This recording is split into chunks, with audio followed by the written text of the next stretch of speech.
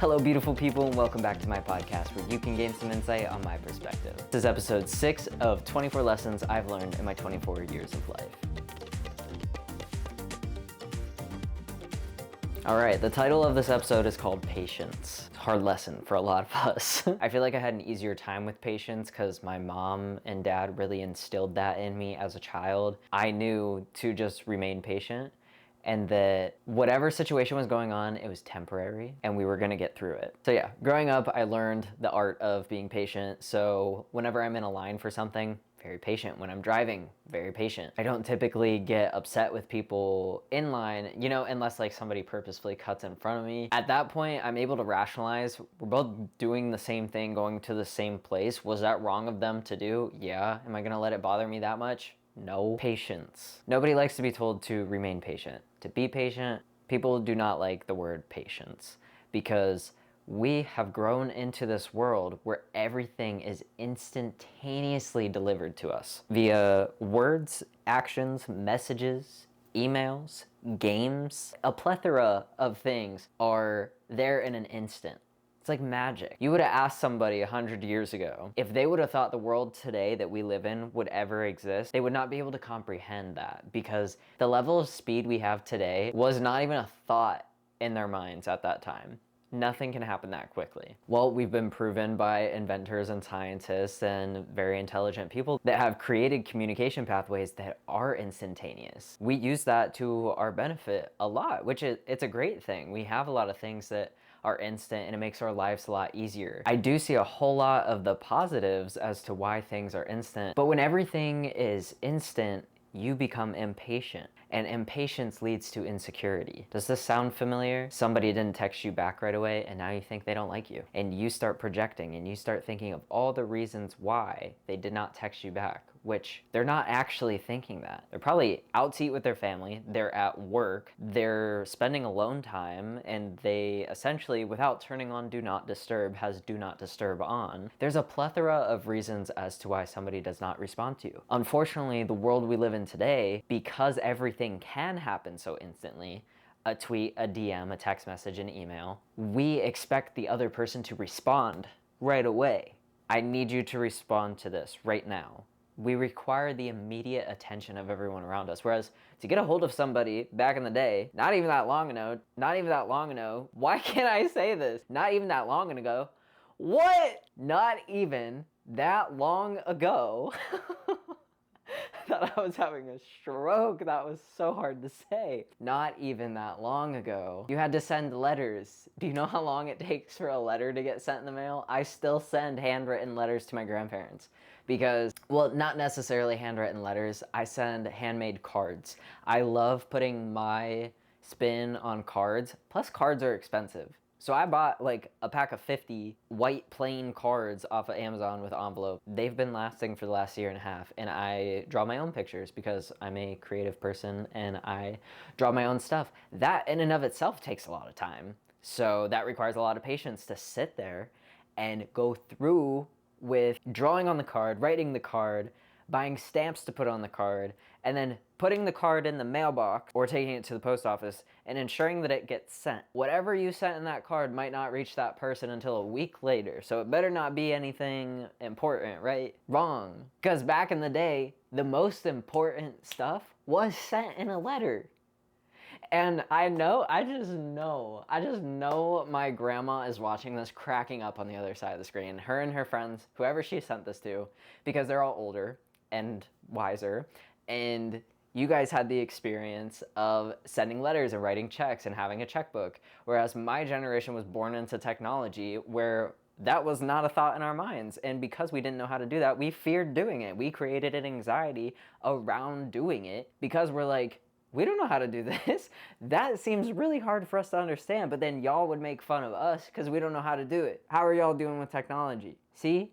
We were born into that, so we know how to do it, which is why we're better equipped to help you guys understand technology, and you guys can teach us how to do stuff the way you used to do it before you had access to this much technology of this degree. Things took time, and that's why you're able to slow down and enjoy time. Whereas now, things are rushed, things are instant, which sucks in so many ways and is positive in so many ways. I'm the type of person that likes to get shit done. However, I like to slow down and enjoy my time, all while doing it. Something I had to condition myself to do was to send a message with the intention that this person could take a while to respond. I know that everybody thinks about responding when they see it, but they might be preoccupied, and that's okay. I never expect anybody to respond to me in a timely manner. If I send a text, as long as it hasn't been a few days, because at that point, you're just not interested, because there's always time in a day to respond to a message, even if it's, hey, I saw your message, or you thumbs up a message, or I saw this, but I'm going to address it at a later time because I'm busy currently. I don't have the time to fully respond to this. Or maybe, hey, could we do a phone call? Especially if it's a conversation that needs to be had. We can just call people. I mainly prefer meeting up with people in person because I like getting the full experience, seeing the emotions on their face, feeling the energy, feeling the vibe, just being physically there with somebody, hearing them and feel the excitement when they're talking about something, just like exchanging human interaction with one another versus sending it through a phone, sending emojis back and forth. That sucked because that's all you could do during COVID. Or you could do video chats, which video chats are nice. Those are also instant when maybe somebody lives 1,000 miles from you or more, or lives across the country and you can't see them, so you could FaceTime them.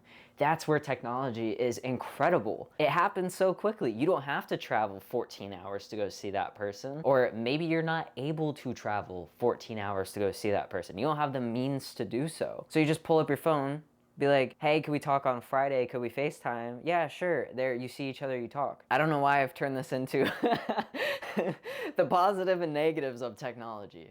But in all seriousness, it goes back to patience.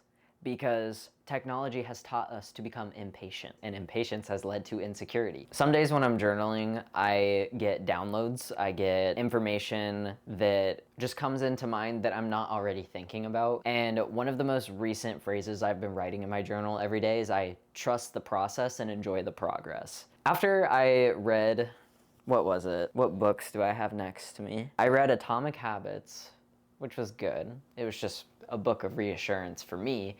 Somebody might have gained something new from it, but I had an entire several years of a self-help era. So I know a thing or two. In the book Atomic Habits, it teaches you about like what I talked about in one of my previous podcasts, is having habitual routines and goals and continuous goals and end goals. Well, I started looking at my life in a way in which I don't have as many end goals as I thought, because when do I determine that something ends? A lot of what I want to do, what I strive for, are continuous goals that turn into habitual goals that turn into habits and routine.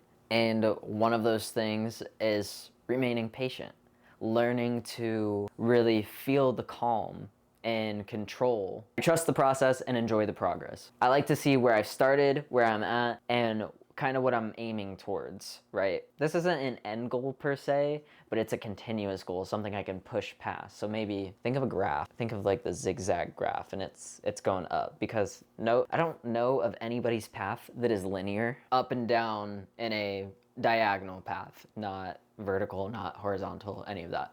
So when I say linear, that's what I'm saying. I forget sometimes that I need to describe things a little bit better for those who are listening and not watching. So now that we've addressed that, I don't know anybody's life that is linear. On my path, it definitely has not been linear. There are so many ups and downs and hills and valleys, and I'm grateful for all of those, because within those hills and valleys, there are so many lessons, and now that I've recognized that lessons are essential for your growth, I enjoy them even more. They're real tough when they're going on. Some are easier than others, I will say that. And that's probably because having life experience around certain situations gives you the tools to better deal with that, whatever's going on. Whatever lesson you're going through, you have the tools and you're better equipped to deal with it. It's probably just like a reinforcer. Like you probably had this deep lesson early on, and now it's hitting you again because maybe you missed a step, and now life is like, hey, we're gonna test you on this again. Let's see if it's a pass or a fail, and you're gonna learn from it. So I'm very grateful for those moments, because there's a lot of times that I think that I know it all, and life kicks me in the ass and reminds me, hey bud, you do not know it all, so here's the same lesson over and over and over again.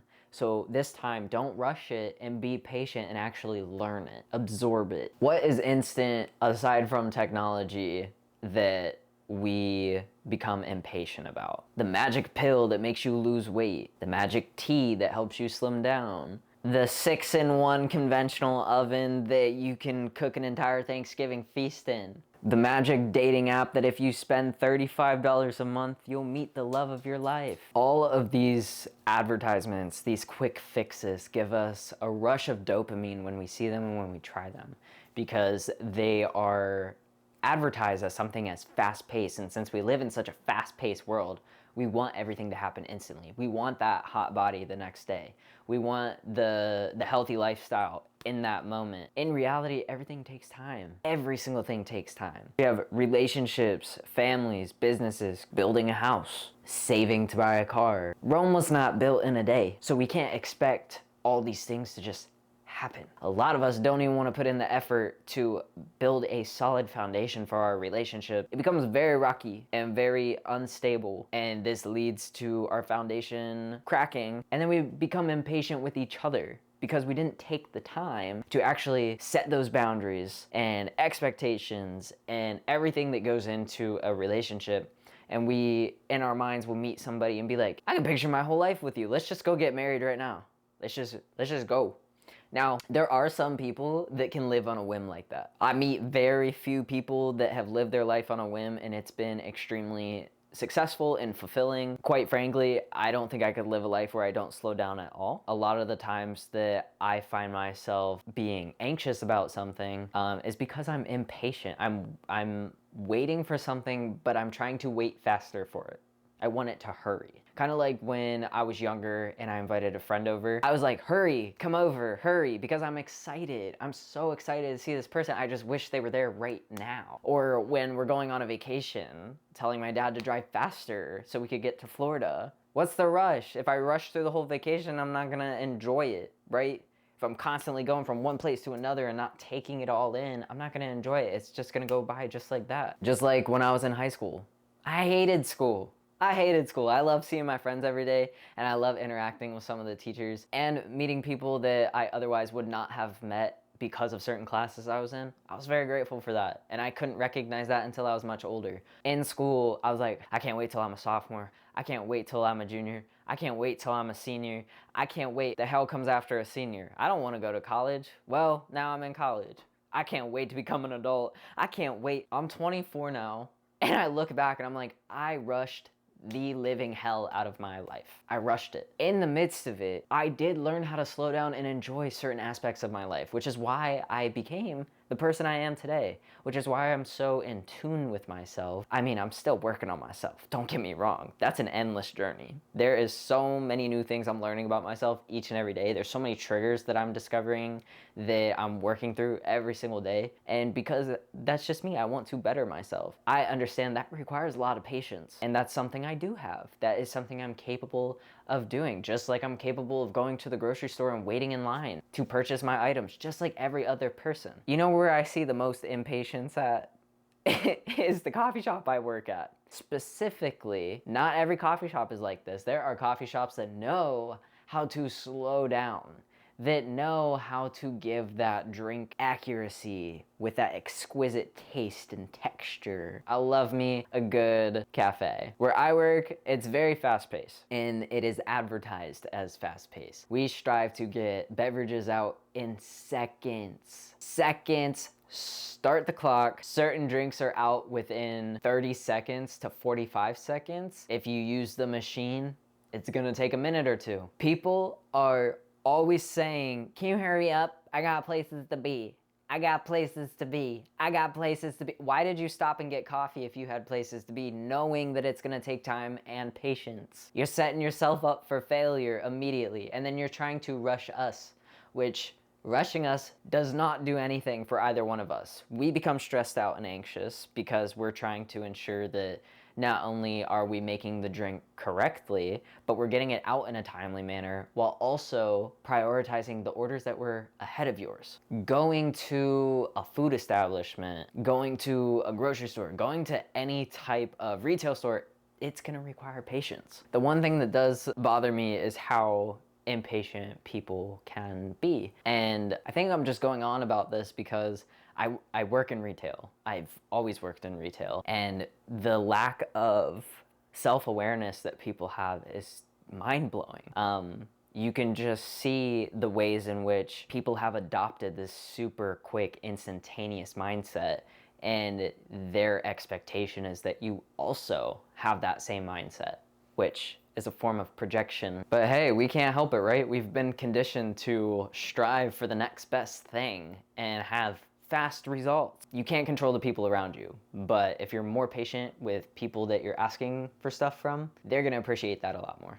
And I'm sure you do as well. Nobody likes being rushed, so why do you rush other people? In the nicest way possible, because I myself don't like to be told, be patient. However, I do enjoy thanking people for their patience because it is amazing when people know how to be patient in this day and age. Thank you guys so much for tuning into this podcast, and I hope to see you guys tuning in to my next podcast episode where I talk about how movement is medicine. I already know this topic is an interest of some of yours, and it became an interest of mine within the last year or so. So I'm very excited to talk about that with you guys, and I hope you guys have a great week. I will catch you guys in the next episode.